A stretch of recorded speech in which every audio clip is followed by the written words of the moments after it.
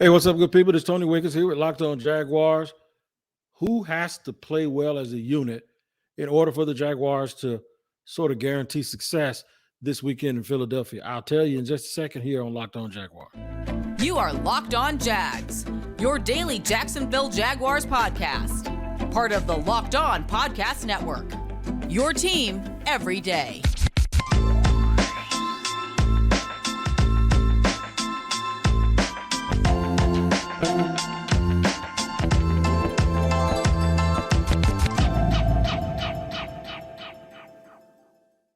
What is up, everybody? Welcome to another edition of Locked On Jaguars.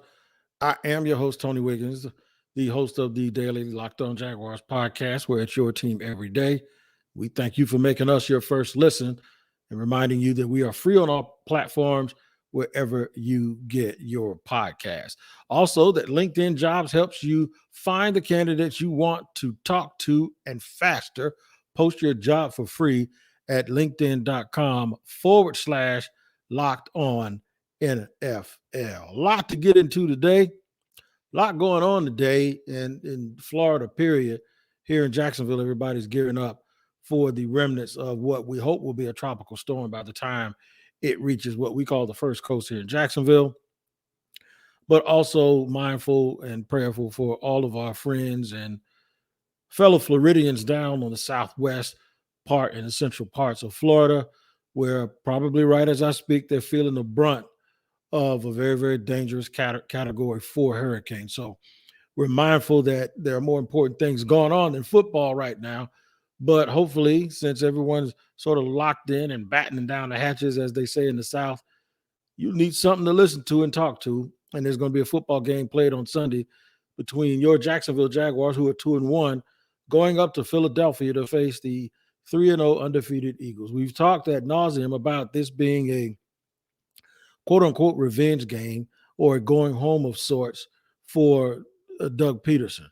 But we really have to get into the nuts and bolts of how the Jaguars can win the game and who has to really, really step up and play well.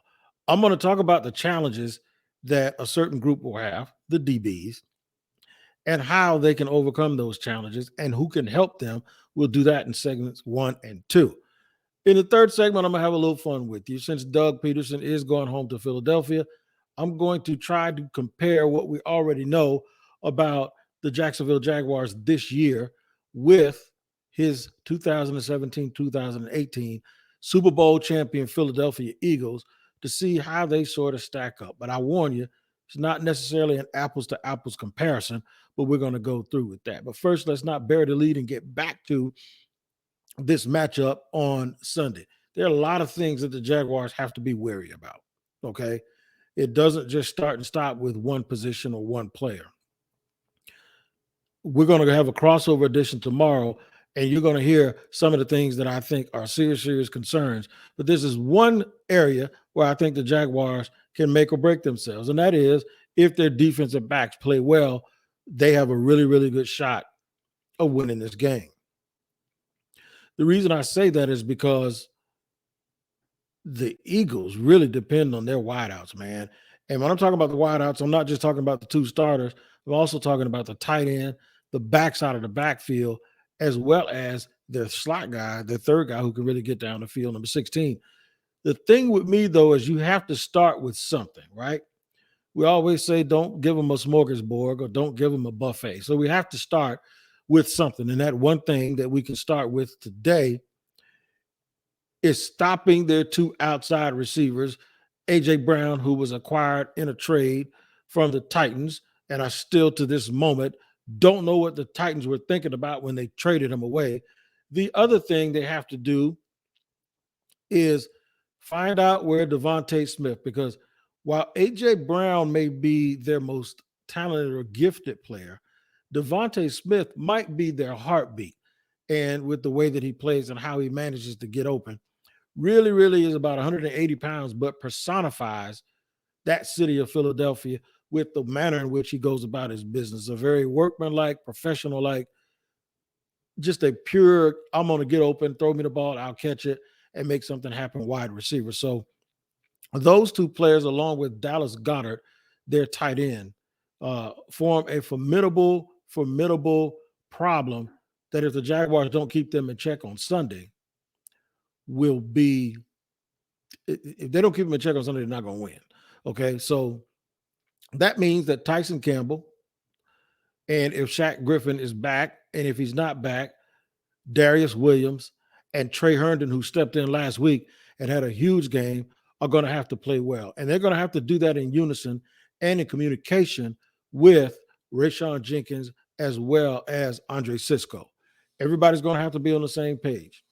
Now, there's a little caveat to this, and that is those guys got to help each other, and there's another group that has to help those guys, right? So we're going to compare and contrast and talk about this matchup, and then talk about a little bit of situational football that can prevent the Jaguars from getting in too much hot water and too much trouble where they have to depend on those guys a little bit too much, which is something that we saw a lot of in week 1 when they played Washington. All right, so hang tough with me. We're going to get into it as we move forward for the rest of the show. We're going to get into all of that. And then remember, we're going to do a little bit of quick compare and contrast with Super Bowl teams. We'll do all of that in just a second here on Locked On Jaguars. But I got to tell you first about LinkedIn. That's right. Our sponsor for today's show is LinkedIn. And I've owned a small business. In fact, I've owned a couple of small businesses. And one of the things you always want to do is get the word out to your people or to the prospective employers about who you are and what you are. And LinkedIn can do just that for you. You can just create a free job post in minutes on LinkedIn Jobs to reach your network and beyond to the world's largest professional network of over 810 million people. Now, I don't want that many of them to apply, but some companies do. It's why small businesses rate LinkedIn Jobs number 1 in delivering quality hires versus leading competitors, because you got stuff like this. So you do what I said, and then all you do is add your job and the purple hashtag or hiring frame to your LinkedIn profile to spread the word that you're hiring so your network can help you find the right people to hire. LinkedIn Jobs helps you find those candidates you want to talk to faster. Did you know that every week nearly 40 million job seekers visit LinkedIn? So post your job for free at linkedin.com/lockedonnfl. That's linkedin.com/lockedonnfl to post your job for free. Terms and conditions do apply.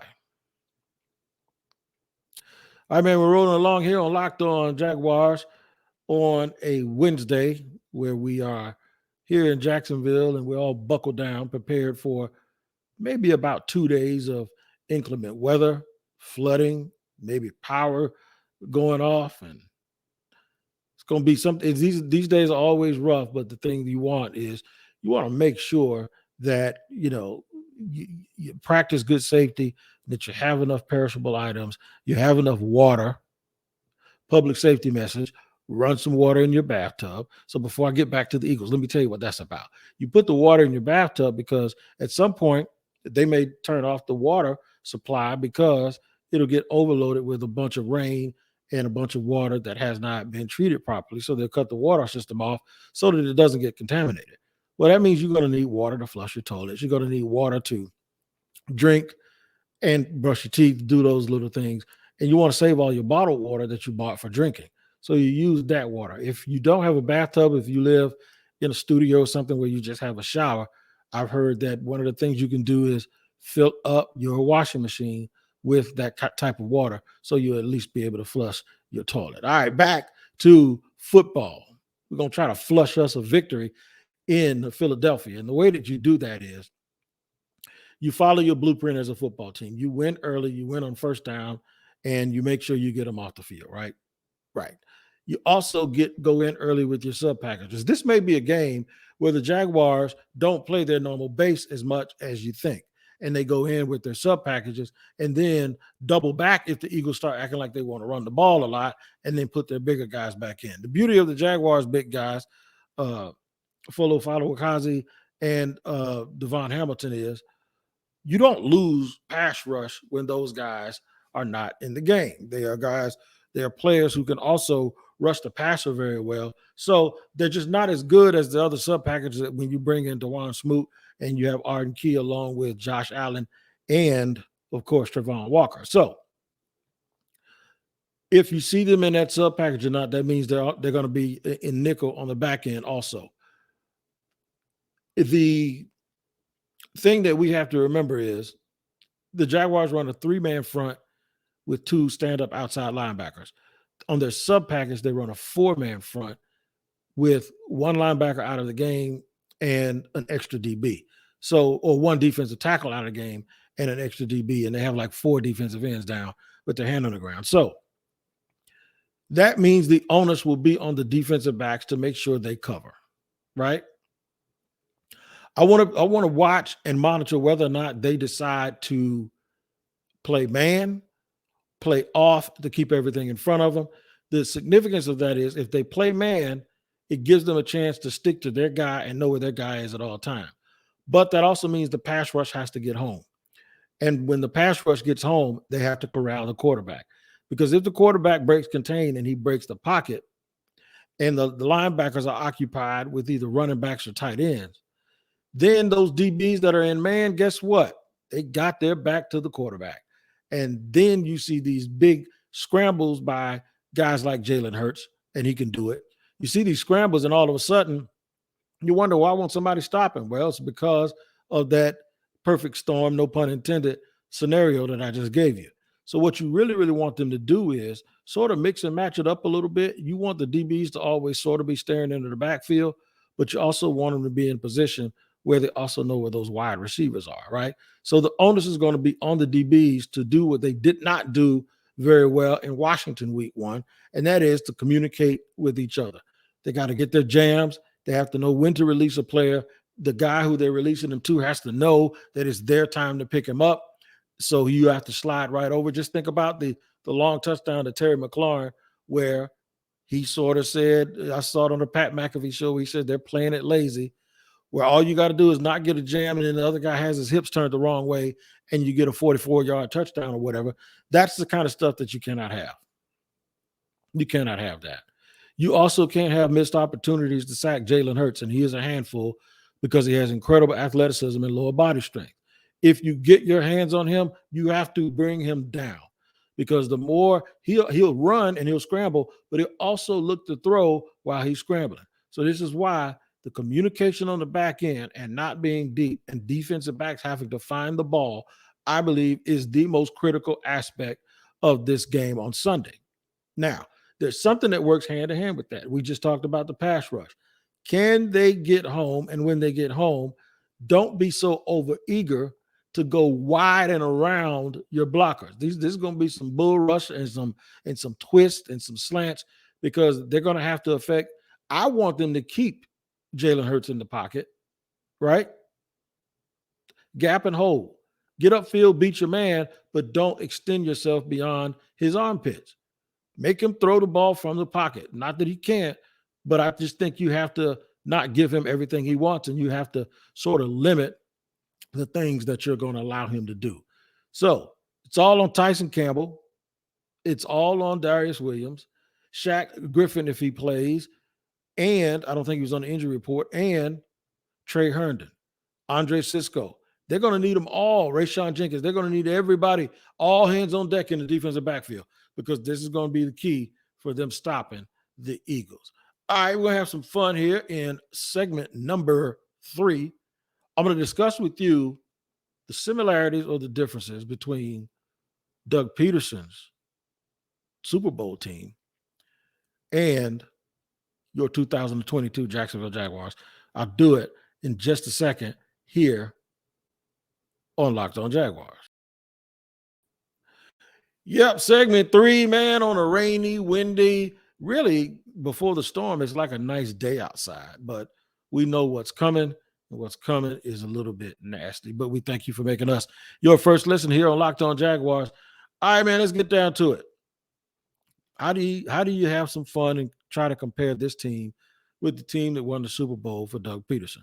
First of all, you can say, why are you going to compare us to a Super Bowl champion and you're only 3 games into the year? I know how some of y'all think, and I know you're already on that. But I'm going to compare them to that Eagles team before they won the Super Bowl, when nobody thought they were going to do it, when they were not even the favorite to win the game. In fact, I don't think they were the favorite in about 2 of their playoff games that led up to their Super Bowl run. So, what does this team have better than those teams had? Let's just start. Let's start in the secondary. Let's do it like that, and we'll work our way up from the secondary to the linebackers, to the defensive line, to the offensive line, to the backs, receivers, and of course, the quarterback. The coach is a wash because Doug Peters is the same guy. So we'll start there. It's 50-50. It's a wash. It's whatever, right? From the DB's perspective, I don't think we have developed to have a Malcolm Jenkins yet. I do believe the corners are at least as good as the corners that Philadelphia team had. I will give the Eagles a slight advantage because can't get mad because the guy's old, but you can't get mad because your guys are too young. So I will give the Eagles a slight advantage because of Malcolm Jenkins and his leadership. Linebackers. I'll give the advantage to the Jacksonville Jaguars. There you go. Advantage Jacksonville, and I don't need to explain why, but they had some good linebackers, but these linebackers are special. I believe they're very, very good with Foy Oluwakan, as well as the second leader in the clubhouse to be rookie of the year, and that's Devin Lloyd, who's played lights out. And if you want to include the edge rushers, I can, but I'm going to include those guys in the defensive front. So I'll say advantage Jacksonville. Defensive line, I'm going to give it to Jacksonville because I'm including Josh Allen. And because remember, if they're not in base, if they're in nickel, they are their defensive ends in a four-man front. To go along with those big guys in the middle, even though Fletcher Cox at that time was in his prime. And that in itself is something that you don't shake a stick at, because I don't know if I can just necessarily say it's a Hall of Fame career, but he was at the top. He was at the pinnacle. He was one of the 5 or 6 best dudes at that position. And some people might say he was top 3 around that time at the defensive tackle position. But as a whole, I'll give it to Jacksonville. So it sounds like I'm saying that I believe the Jaguars defense is better than the Eagles defense that won the Super Bowl. Yeah, but let's relax. There's a caveat to it. Those guys were very, very experienced, had played together for a while. The Jaguars are young and still trying to figure it out. And they're probably facing more quarterbacks in the AFC than the Eagles faced in the NFC back then. All right, offensive line. This is where the Eagles, to me, have a clear advantage, not just because Jason Peters is going to be a first ballot Hall of Famer, but it's also because Jason Kelce is a very, very good center. And then they had some other veteran parts. They had played together. They have the cohesion, the chemistry, the continuity, all of that stuff. I'll give them an advantage. But I will say this, the Jaguars offensive line has played a lot better and are one of the reasons why this team is where they are right now. Let's go to the receivers. This is tough. I'm going to say this is about even. But the only reason I say it's about even is because I think the Eagles had the best player in the entire bunch, and that's Zach Ertz, who is a tight end, but I'm including them in this equation. And then they had a mixture. They had a big guy in Alshon Jeffrey. They had a little quick guy, Nelson Aguilar, as inconsistent as he might be. So from that perspective, they had the best player, and then they had a mix of versatility. I think the Jaguars receivers are better than people give them credit for. If Evan Ingram was a little bit closer to Zach Ertz, I would say it's even or maybe an advantage for Jacksonville. But he has not had that kind of consistency. However, just because I give the advantage to the Eagles does not mean that the Jaguars aren't somewhere in the ballpark, because I think they are. All right, let's go to the running back position. This is also a very good one because we have a 2-headed monster here. They had a 3-headed monster in Philly. In terms of physicality, I would give it to Philadelphia. But they were also running through holes that you could take a dump truck through. And they were physical. Guys had been around. They had Jay Ajayi. They had Clement, the running back, Clement, and they also had LeGarrette Blount. So they had a real good mix, and Blount had been a champion before in New England. So they had guys with a little bit more experience. But the Jaguars have Batman and Robin, baby. They got speed in Travis Etienne, the ability to have a home run, and then they got vision and hard to tackle. You got to be rooting for James Robinson. And if you're not a human being, man. James Robinson is the cold-hearted truth. So I'm going to give the Jaguars an advantage at running back because I do think they're younger, they're more explosive, and there are two guys sharing the rock, getting 13 to 16 touches as opposed to 3. So I'm going to give the advantage to Jacksonville. Finally, quarterback. The Eagles had 2 quarterbacks. One that was in Carson Wentz, who was he was a leading candidate for the MVP before he got hurt. And then Nick Foles, who had the run of all runs in a great Super Bowl. We don't like the way he played down here. Advantage Jacksonville. Trevor Lawrence is the difference. So right now, they have a Super Bowl. We don't. But I will tell you this. If the Jaguars win this game, and on the Locked On NFL Power Poll, they're 14th, and my friend Pete Prisco at CBS made them 9th. The Jaguars win this game, they will be a team hanging around that top 6. And folks are going to start recognizing that maybe, just maybe, the Jaguars are a serious, serious problem. We'll have our crossover show tomorrow. Before you get to that, make sure you check out the Locked On Network for the Peacock and Williamson NFL show. Now, these guys are the quintessential NFL pros and experts. Brian Peacock, he's on Locked On 49ers with my man Eric Crocker, and he gives it to you like you can't get it. And then you put Matt Williamson next to him, and he's a former NFL scout. It is something like nothing else you've ever heard. Make sure you like and subscribe and find that wherever you get your podcast. That also is free on all platforms. Buckle down, man. Everybody, I hope you stay safe during the storm, and hopefully you'll have some Wi-Fi or some electricity, and you'll be able to see this podcast and the one on tomorrow. Until then, you guys take care of each other. Also, let's send a shout out for strength to all of our first responders and our emergency workers. It's always a trying time. And once again, the folks down in the Southwest and in the Gulf area of the state of Florida, we're thinking about you. Godspeed. We'll see you here next time on Locked On Jaguars.